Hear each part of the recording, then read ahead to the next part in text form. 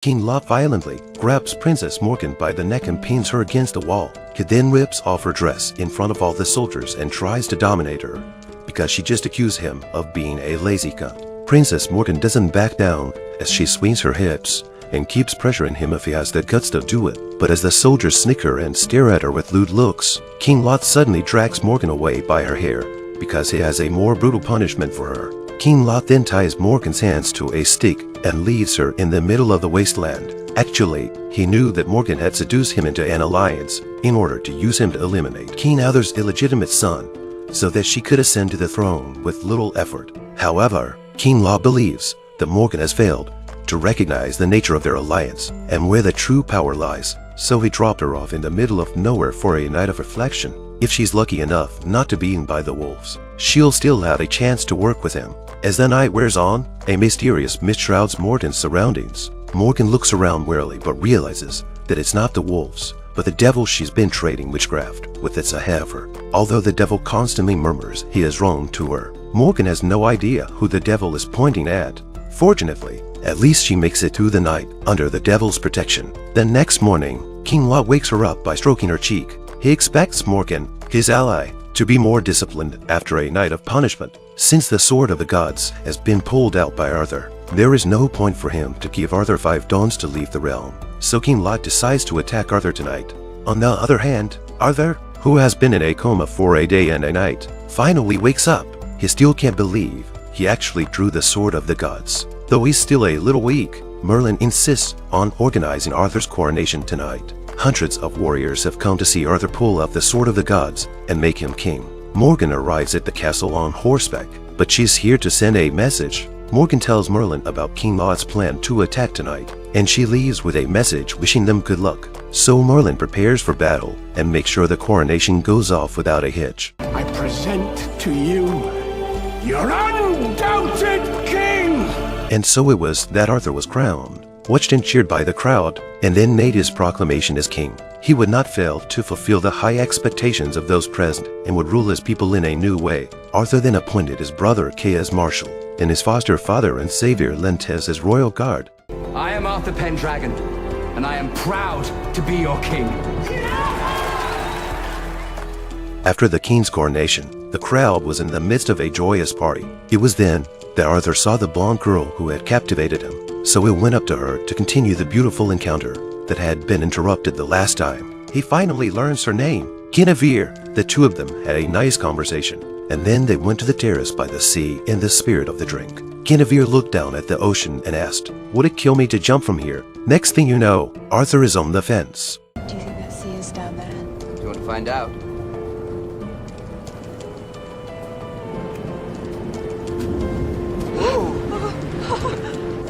If you do, I will. Ready? 1, 2, 3! While the two of them are having a good time, the ambience is suddenly interrupted by the arrival of Lentes, the guard. Arthur wanted to introduce Guinevere to Lentes, but he was embarrassed not to know that they knew each other. This is my betrothed. I am. This truth definitely hit Arthur hard. Although Arthur tried to fake a smile to congratulate them on their engagement, he was still upset when he saw their intimate behavior and had to leave. While he is still in the sadness of his lost love, he realizes that the enemy has already entered the party in disguise. The battle begins in an instant. Merlin immediately had Arthur evacuated, but King Lot, who wanted to take Arthur's life, came after him. Arthur's adoptive father immediately rushed out to avenge the murder of his wife. Obviously, the two of them are very different in terms of fighting strength. The arrogant King Lot even put down his sword and stabbed Arthur's foster father with a spear instead. King Lot thought that the killing was over, but Arthur's foster father was able to endure the pain of the spear penetrating his abdomen and approached King Lot a little bit. Then he took out the dagger he had hidden on his body and died with King Lot. King Lot never thought that he would die in such an ungrateful way. Arthur's adoptive father avenged his wife's death and paved the way for Arthur with his life. A woman walks into the jungle late at night looking for the devil she's been trading with. She undresses and tells the devil that she needs more. Tell me what I have to do. Not long ago, Camelot, who was allied with Princess Morgan for the throne, was killed, putting Morgan's ambitious plans on hold. Morgan can only watch as Arthur, the illegitimate son of the former king, takes the throne she so desperately wants. Morgan and Arthur are half-siblings. In fact, Arthur, not wanting to antagonize his sister, suggested that he could share the throne with her. It's either you or me, it can't be both. Why not? For you, this is nothing. For me, everything. Men are not my way to this. I'll find another way to take it. After leaving Camelot Castle, Morgan went deep into the woods to continue his dealings with the devil. It's always calm before the storm. The biggest blow Arthur had to face was the fact that his beloved Guinevere would be marrying his guard Lentus in 3 days. Guinevere's expectations of this engagement, which she has had since she was a child, are shaken when she meets King Arthur. A wedding, which is to be held in the castle, is a bit awkward for both of them. Just then, Morgan sends her maid to invite Arthur to her castle for dinner. Merlin was still trying to figure out what Morgan was up to, but an unhappy Arthur didn't hesitate to say yes. Merlin has no choice but to accompany him. When the two of them arrive at the castle, Morgan is waiting in full costume. I'm honored. Thank you. Morgan's sudden change of attitude to subservience was a surprise to both of them. Merlin was never convinced that she was sincere in her quest for peace. Morgan prepares a sumptuous dinner, but Merlin is too cautious to eat, so Morgan tastes Arthur's soup first.